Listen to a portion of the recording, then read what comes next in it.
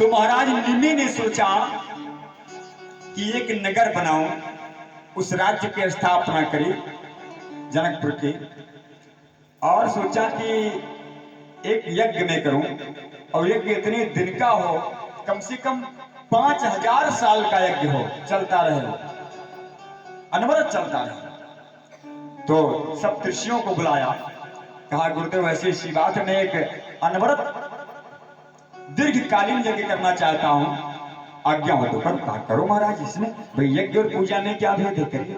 सामग्री मंगा ली गई, कहा इसका पुरोहित कौन बने, तो पुरोहित भैया आपन उपरोहित है राजा कि पक्का जानो, हम सबको कहते हैं, निवेदन करते हैं कि घर में बड़ा से बड़ा कोई कार्य होगा तो आपका पुरोहित भले कम जानेगा, लेकिन उसको जरूर बुलाना सियावर रामचंद्र की जय, क्योंकि वो आपका पुरोहित है।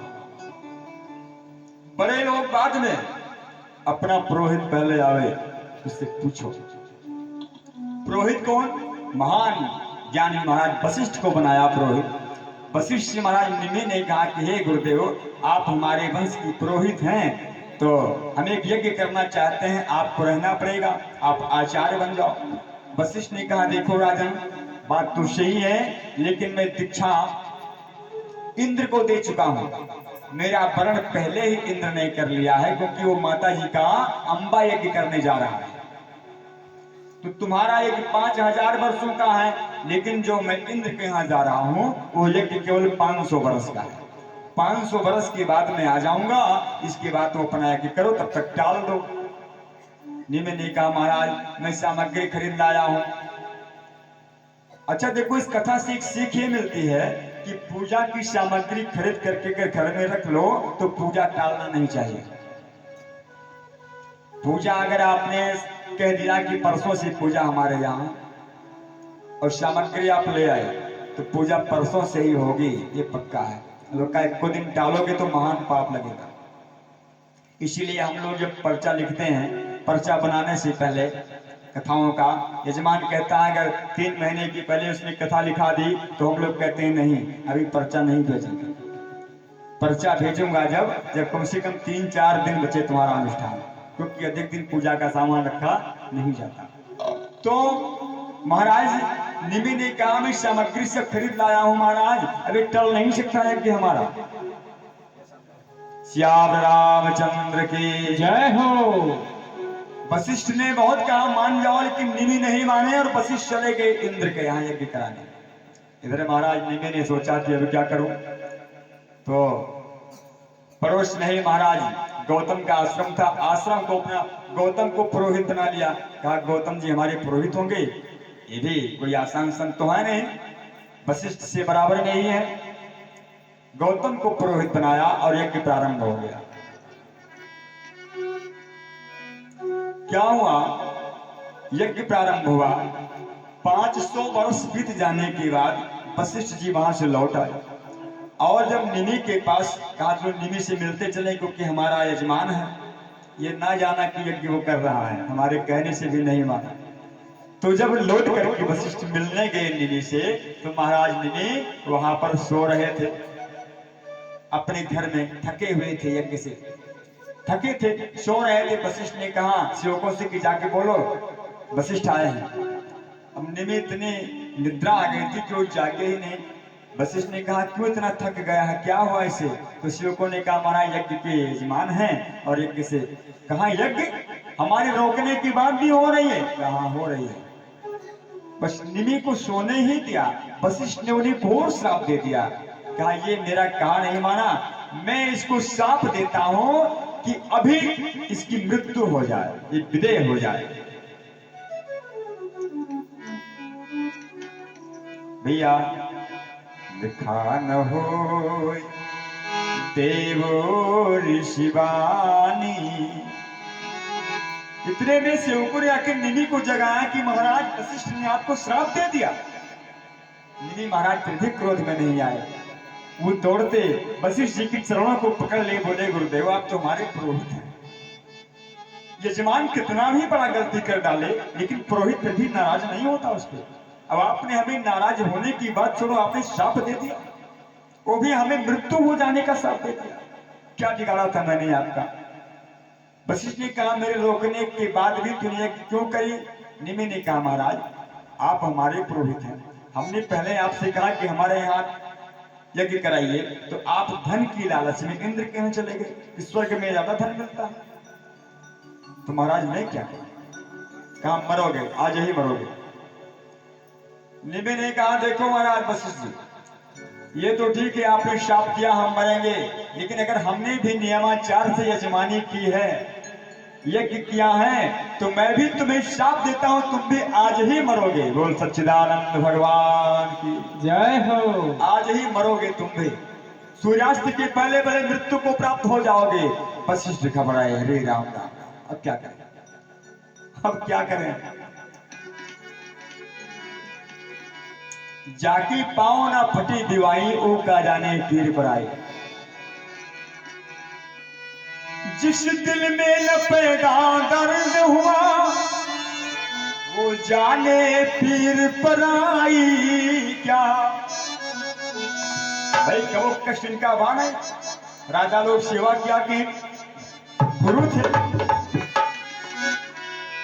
जिस दिल में न पैदा दर्द हुआ, वो जाने पीर पर आई क्या। मीरा थी दीवानी कान्हा की, मीरा थी दीवानी कान्हा की, संसार दीवाना क्या जाने। मीरा थी दीवानी कान्हा की, संसार दीवाना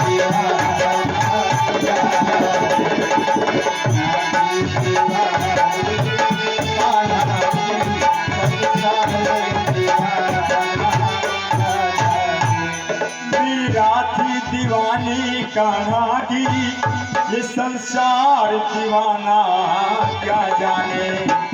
और जो प्रेम गली में आया नहीं, जो प्रेम गली में आया नहीं, ये कम का ठिकाना क्या जाने।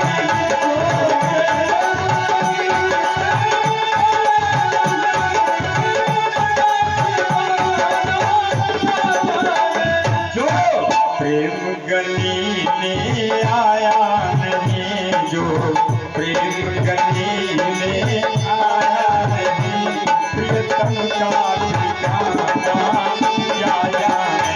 जो प्रेम गली में आया नहीं, प्रियतम का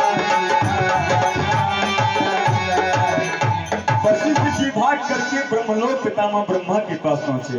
हे पितामह त्राहिमाम। ब्रह्मा जी ने कहा क्या हुआ पुत्र? कहा आज मरण। क्यों? ये स्वयं को नहीं बता रहे कि हमने पहले श्राप दिया उसे मरने का, कहते हैं हमें निमि ने श्राप दे दिया। पितामह ब्रह्मा ने कहा क्या श्राप दिया? कहा पिताजी जल्दी करो आज हम मर जाएंगे। राज्ञा शापोष्मि देहोयम् पतत्वद्वितवे किम करोमि पिता प्राप्तं कष्टं काय प्रजातजं अन्यदेशमुत्पत्तो जन्मकं वदिशाम्पतम्। हे पिताजी, इस शरीर से मैं बहुत बड़ा विद्वान था, आपका बेटा था, सब कृषियों में था, अगला जन्म जाने के घर में हो जाए, मूर्ख के घर में हो, जाने कहाँ हो जाए क्या भरोसा है। ऐसा करो पिताजी की बहुत ठीक ठाक घरे जन्म हुआ, ये आशीर्वाद दो। ब्रह्मा जी कहें क्यों? कहें और ज्ञान हमारे ही मिल रहा है, क्योंकि हम वो मजदूरी नहीं कर पाएंगे, मेहनत नहीं कर पाएंगे, हम पुरोहित हैं। अब पंडित के हाथ में कुदार पकड़ाए दो श्याम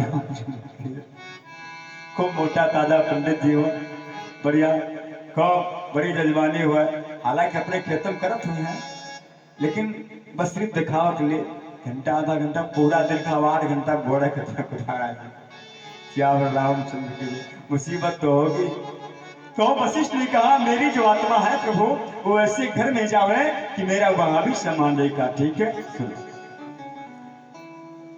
जाओ तुम वरुण के पुत्र बन के पैदा हो जाओ। मित्र और वरुण दो भाई, मित्र और वरुण दो भाई थी। वरुण देव जो देवताओं के वित्त मंत्री हैं, यक्षराज। वरुण जो जल के स्वामी हैं। तो कहा कि तुम मित्र और वरुण दो भाइयों से पैदा हो जाओगे, जाओ।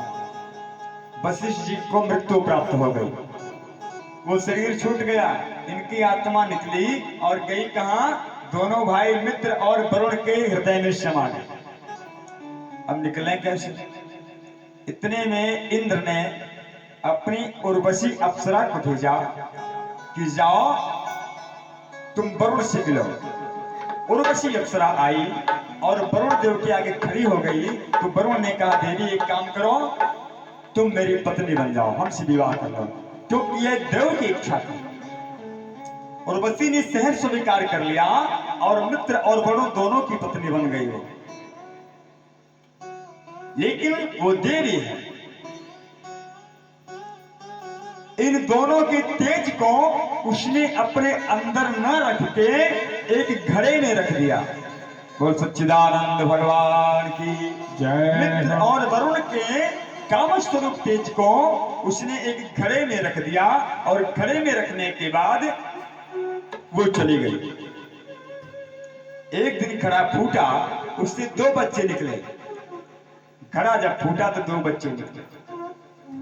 एक बेटा का नाम हुआ कुंभद ऋषि यानी अगस्त्य महाराज और दूसरे का नाम हुआ वशिष्ठ, जो मित्रावरुण कहलाए। तो कुंभद ऋषि जो महाराज अगस्त्य ऋषि हैं वो चले गए तपस्या के लिए, बचपन में संन्यास दे दिया। लेकिन वशिष्ठ को किसने गोद लिया? महाराज इच्छांको ने। इच्छांको ने पाला और ब्राह्मण का पुत्र समझ करके अपना पुरोहित बना लिया। श्री व्यास जी पूछते हैं कि हे नारद जी, इसके बाद क्या हुआ? वशिष्ठ तो हो गए, लेकिन निमि का क्या हुआ? कहा निमि की भी मृत्यु हो गई। निमि भी मृत्यु को प्राप्त हुए। यज्ञ चल ही रहा था, आधे यज्ञ में मर गए। अब ब्राह्मण लोग सोचते हैं जजमान साहब तो है नहीं है, कसस यज्ञ हुए। तो और जो जानकार जजमान थे उन्होंने कहा, सुनो, इनके हम लोग अपने मंत्र के प्रभाव से इनके अंदर सांस लाए थे, ये बोल ना पाए, खड़ा ना हुए, मरे दाखिल हैं, लेकिन श्वासा इनकी चलेगी। मंत्र के प्रभाव से उनकी श्वास चलने लगी, लेकिन पड़े हैं अचेता अवस्था। यज्ञ संपूर्ण हुआ तो इनकी जो आत्मा है निमि की, ये बाहर निकल करके ब्राह्मणों से बात कर रही है। ऋषियों से कहा निमि की आत्मा ने कि हे ऋषियों, क्या मेरा उद्धार नहीं होगा? उन ऋषियों ने कहा कि सुनो, तुम्हारा उद्धार होगा, तुम भगवती मां की आराधना करो, मैया तुम्हारा उद्धार अवश्य करेंगी, तुम्हें अवश्य कोई ना कोई रास्ता बताएंगे। निमि की आत्मा माता भगवती की वंदना करने लगा। तो श्लोक तो आप लोग गा नहीं पाएंगे, आइए जो आप लोग गाए उसे हम भी गाए। सियावर रामचंद्र की जय। एक लाइन में निमि रो रो करके मां से कह रहा कि तुझे कब से पुकारे तेरा लाल, तू आजा मां से रोवारी। तुझे कब से पुकारे तेरा लाल, तू आजा मां से रोवारी। तुझे कब से पुकारे तेरा लाल, तू आजा मां से रोवारी।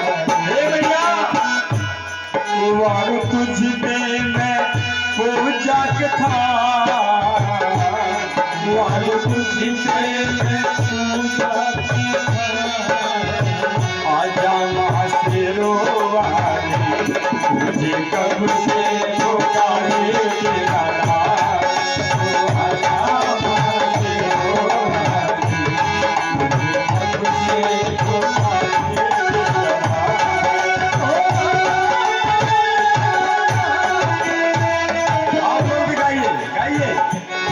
तेरा कब से पुकारे तेरा तो आजा मां से रोवारी। कब से पुकारे तेरा आजा मां से रोवारी। मैया प्रकट हो गई, मैया प्रकट हो गई। कहा पुत्र निमि क्या चाहते हो? निमि ने कहा मैया मुक्ति चाहता हूं। कहा मुक्त हो जाओगे तो तुम्हारा नाम ही समाप्त हो जाएगा, नहीं कहीं तो रहना पड़ेगा तुम्हें, तुम्हारी आत्मा कहीं निवास तो करे। कहा भैया तो आत्मा को निवास मेरे बताओ कहाँ दे दो। कहा जो इस पृथ्वी पर जीव है, जीव इस धरती पर जितने जीव रहते हैं, ध्यान दें, बोल हनुमान जी महाराज की। निमी क्या कह रहे हैं, इस धरती पर जितने भी जीव मानव से लेकर के कीट पतंगे तक सबकी पलकों में हमारा निवास हो जाए। बोल भगवती माता की जय हो। पलकों में निवास हो अर्थात ये निमि की ही कृपा से पलकें गिरती हैं और उठती हैं, इसी को निमिष कहते हैं। निमिष मात्र जो पलकें हम लोग गिराते हैं उठाते हैं, ये निमि। और मानव ही नहीं, आप कुत्ता बिल्ली गाय हाथी सबको देखो, सबकी पलकें गिरती हैं, इसमें निमि वास कर रहा है। अच्छा, इधर ऋषियों ने कहा कि अब राज्य कौन देखे, ये तो पलकों में चले गए। राज्य कौन देखे, क्योंकि राज्य तो सूना हो गया है। तो निमि के शरीर को उन ऋषियों ने उसी यज्ञ की वेदी के समीप लिटा दिया, और जिस अरणि मंथन से आग पैदा करते हैं यज्ञ में, उनके शरीर के ऊपर उस अरणि को रख करके और ऋषि जन आग की तरह उस अरणि को मथने लगे।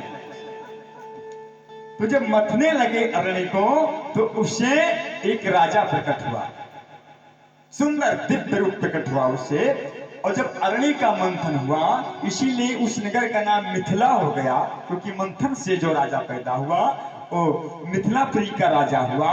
और एक पुरुष से पैदा हुआ, पुरुष माने जिसे पितामह कहते हैं, जनक, संस्कृत में पिता को जनक कहते हैं। तो भाई उसमें मां तो थी नहीं, क्योंकि इनके मंथन से पैदा हुआ निमि के, तो इसलिए उसका नाम जनक कहलाया। और उस जनक के नाम से लेकर के जितने भी राजा हुए सब जनक ही कहलाए। सियावर रामचंद्र की जय, सब जनक कहलाए। और एक रहस्य और कि शरीर में जीव नहीं था, तो कहा थे देह और फिर कहा थे विदेह। वो मरे हुए शरीर से प्रकट हुई, इसलिए विदेह कहलाए। अपने शरीर का कोई ध्यान ना रहे उन्हें। लोग कहते हैं, संत कहते हैं कि जनक जी महाराज जब बैठते थे तो उनके पैर के नीचे आग जलती थी, मगर शरीर का कोई ध्यान जला नहीं पाती थी। वो विदेह थी, तब तो सुखदेव जी के गुरु बने। सियावर रामचंद्र की जय। शक्ति का पिता बनना आसान नहीं है, महाशक्ति का पिता बनने का सौभाग्य किसी जनक को ही मिला। और सच्चिदानंद भगवान की जय हो। मुरलीधर छलिया मोहन, हम भी तुमको दिल दे बैठे। मुरलीधर छलिया मोहन,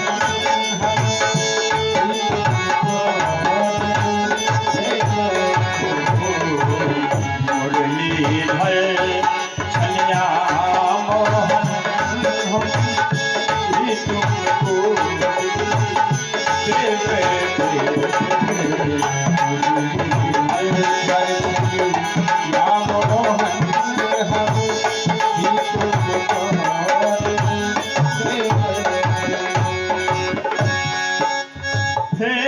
मुरलीधर छलिया मोहन, हम भी तुमको दे बैठे।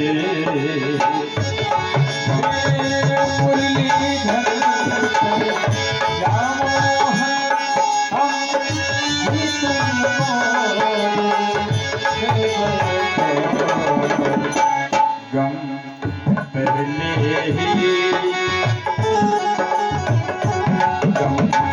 पहले ही कुछ कम तो न थी और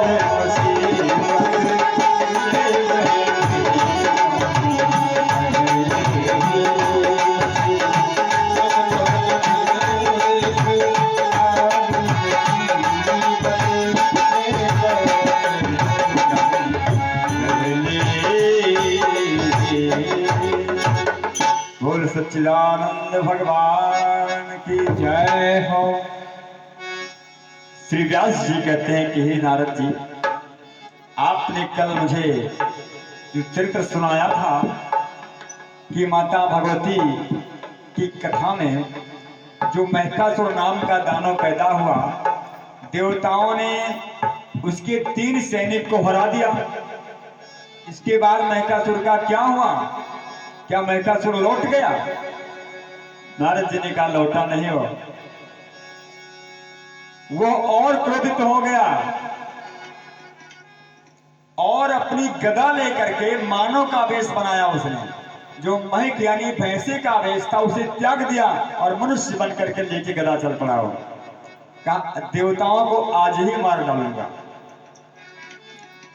तिष्ठन् तत्सुराः सर्वे हन्यहं गदया किल सर्वे बलभुजाः कामं बलहीनाः सदैव हि। देवताओं तुम हमेशा बलहीन हो, छल से युद्ध करते हो, तुम्हारे पास बल तो है ही नहीं, आज मैं तुम्हें मारूंगा। महिषासुर चल पड़ा। इधर भगवान विष्णु, पितामह ब्रह्मा, भगवान शिव, अग्नि, इंद्र, यम, वरुण, चंद्रमा, सूर्य सब निकल पड़े लड़ने के लिए।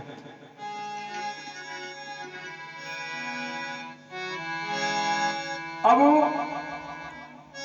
महिषासुर के साथ उसके अनेकों सैनिक चल पड़े।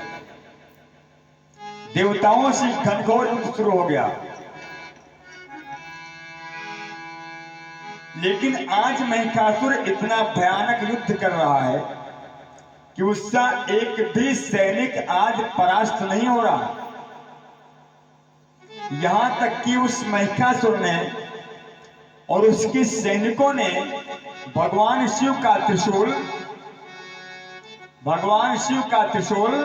नारायण का चक्र, इंद्र का वज्र, यमराज का पाश, अग्निदेव की बर्छी, सूर्य का प्रकाश, चंद्रमा की शीतलता, सबको हरा दिया। सबको हरा दिया महिषासुर। और यहां तक कि व्यास जी लिखते हैं कि उस महिषासुर ने भगवान विष्णु पर ऐसा प्रहार किया कि भगवान विष्णु गरुड़ के सहित सीधा वैकुंठ में रुके जाते, अर्थात हार गए। और सच्चिदानंद भगवान की जय हो। नारायण हार गए। और जब नारायण को हारते देखा भगवान शिव ने, तो शिव बाबा ने कहा मेरे आराध्य जब इनसे नहीं जीत सकते तो मैं क्या करूंगा। बाबा शिव भी अपने कैलाश चले गए।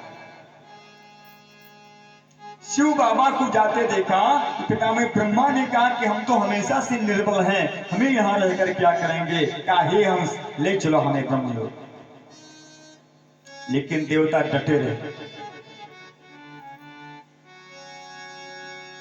जो इसके सेनाध्यक्ष हैं महिषासुर के, चिच्छुर है, उग्रास है, उग्रवीर है, अश्लोमा है, त्रिनेत्र है, वास्कल है, अंधकासुर है, रक्तबीज है, ऐसे महान योद्धा जो अकेले पूरे संसार को जीत लेने के सामर्थ्य रखते हैं, ऐसे योद्धा देवताओं को घेर लिया। जैसे किसी छोटे से हिरणों के समूह को भेड़िए घेर लेते हैं, उसी प्रकार ये दानव घेर लेते हैं। लेकिन इंद्रादि देवताओं को हार का मुंह देखना पड़ा और हार करके इंद्र अपना ऐरावत छोड़ गए, सूर्य अपना उच्च श्रवा घोड़ा छोड़ गए, सब अपना अपना साधन और हथियार छोड़ करके सब भाग गए। सब कुछ सोना पाया महिषासुर ने, स्वर्ग पर कब्जा कर लिया, स्वर्गाधिपति बन बैठा। अब देवता मारे मारे घूम रहे हैं, कहां जाएं।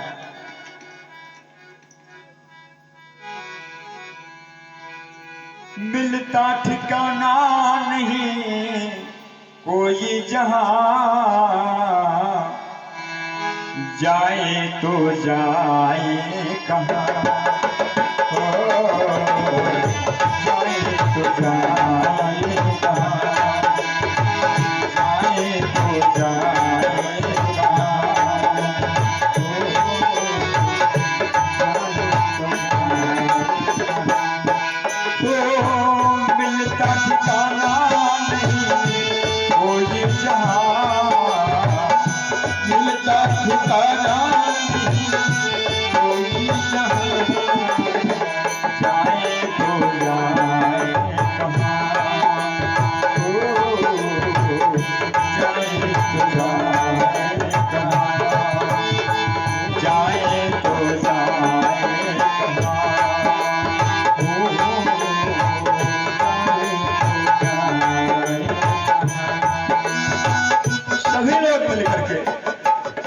सभी देवता, महिषासुर ने 1-2 वर्ष राज्य नहीं किया, एक पूरा युग राज्य किया उसने, एक युग राज्य किया महिषासुर ने। देवता, क्योंकि जो हवन वगैरह होती है, हवन से जो धूम उठता है, जो हवन का भाग होता है, उसे देवता पाते हैं, उसी भी महिषासुर ने छीन लिया। भूख के मारे देवता ना मर सकते हैं ना जी सकते हैं, दुर्बल हो गए सब, कंदराओं में छुप करके गुफाओं में बैठे हैं। क्या करें, बाहर जाएंगे महिषासुर पकड़ कर बांध लेगा, कहां चले जाएंगे। लेकिन कहा भैया भागने से काम नहीं चलेगा। इकट्ठा हुए और कहा चलो ब्रह्मा जी से पूछते हैं कि क्या होगा, हम लोग ऐसे रहेंगे। सब पितामह ब्रह्मा के पास पहुंचे।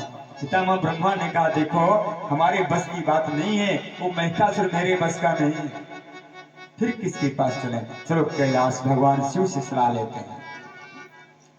क्यों भाभी मेटी सकह त्रिपुरारी, भाभी मेटी त्रिपुरारी, भाभी मेटी भाभी मेटी सकह त्रिपुरारी, भाभी मेटी सकह त्रिपुरारी।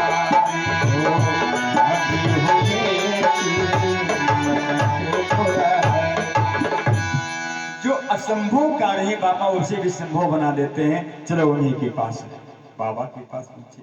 शिव बाबा ने कहा देवताओं कैसे आए। कहा आपको पता नहीं बाबा, लड़ेवा से भाग गया रहा।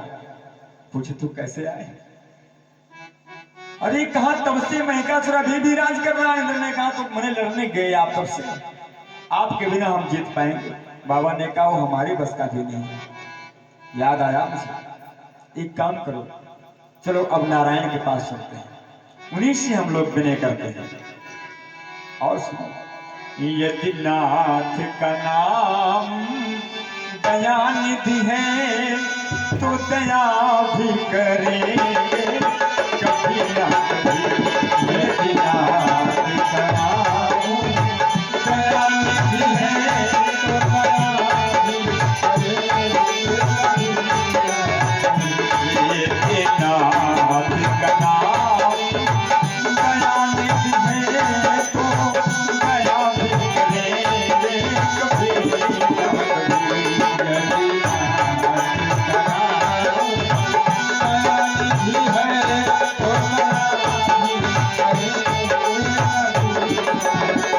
चलो उन्हीं के पास चले। समस्त देवता, पितामह ब्रह्मा, भगवान भोलेनाथ सब नारायण के पास पहुंचे।